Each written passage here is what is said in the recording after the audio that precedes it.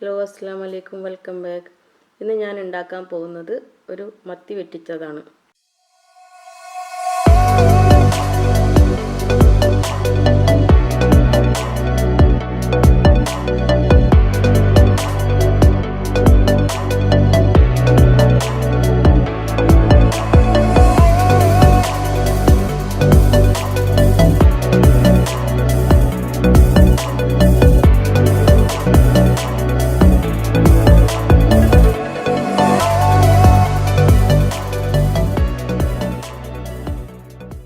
മത്തി വെട്ടിക്കാൻ ആവശ്യമായ സാധനങ്ങൾ: ഒരു 15 ചെറിയുള്ളി എടുത്തിട്ടുണ്ട്, പിന്നെ തക്കാളി, കറിവേപ്പില, പച്ചമുളക്, ഇഞ്ചി, വെളുത്തുള്ളി ചതച്ചത്, പിന്നെ ഒരു 4 പീസ് മത്തി എടുത്തിട്ടുണ്ട്.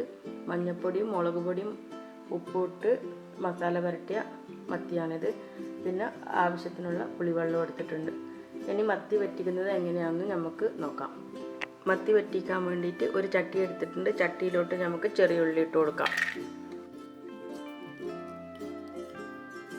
അതിലോട്ട് തന്നെ വെളുത്തുള്ളി ചതച്ചതും ഇഞ്ചി ചതച്ചതും ചേർത്ത് കൊടുക്കാം. പച്ചമുളക്, പിന്നെ കറിവേപ്പിലയും ഇട്ട് കൊടുക്കാം. തക്കാളി ഇങ്ങനെ ചെറുതായിട്ട് ഉടച്ചിട്ട് നമുക്ക് ഇതിലോട്ട് ചേർത്ത് കൊടുക്കാം. ഇനി ഇതിലോട്ട് നമുക്ക് മഞ്ഞൾപ്പൊടി ആഡ് ചെയ്ത് കൊടുക്കാം. പിന്നെ മുളക് പൊടി, കാശ്മീരി മുളക് പൊടിയാണ് ഇട്ട് കൊടുത്തിട്ടുള്ളത്. പിന്നെ കുറച്ച് പെപ്പർ.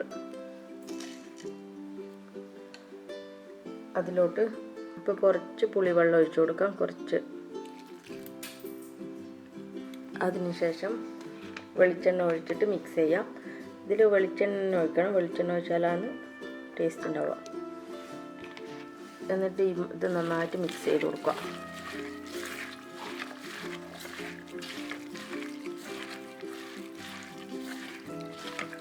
ആവശ്യത്തിനുള്ള ഉപ്പും കൂടി ഇട്ട് മിക്സ് ചെയ്യുക. നേരത്തെ പറയാൻ വിട്ടുപോയതാണ്.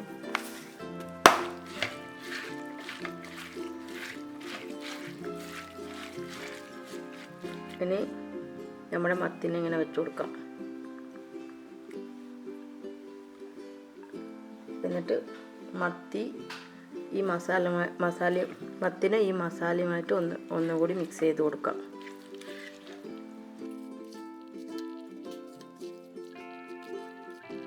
മിക്സ് ചെയ്തതിന് ശേഷം ഒരു 10 മിനിറ്റ് ഇതിനെ റെസ്റ്റ് ചെയ്യാൻ വെക്കാം. അതിനുശേഷം നമുക്ക് കുക്ക് ചെയ്യാം. 10 മിനിറ്റ് ആയിട്ടുണ്ട്. ഇനി 10 മിനിറ്റിന് ശേഷം നമുക്കിതിനെ കുക്ക് ചെയ്തെടുക്കാം.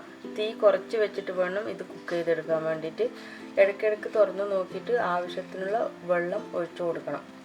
നമുക്കിതിനെ മൂടി വെച്ച് വേവിച്ചെടുക്കാം. ഇത് നമ്മൾ അരമണിക്കൂറായിട്ട് വെച്ചിട്ടുള്ളതാണ്. അപ്പം നമുക്ക് തുറന്ന് നോക്കാം. അപ്പോൾ വെള്ളമെല്ലാം ഇറങ്ങിയിട്ടുണ്ട്, അതിൻ്റെ സൈഡിലെല്ലാം എണ്ണയെല്ലാം തെളിഞ്ഞിട്ടുണ്ട്.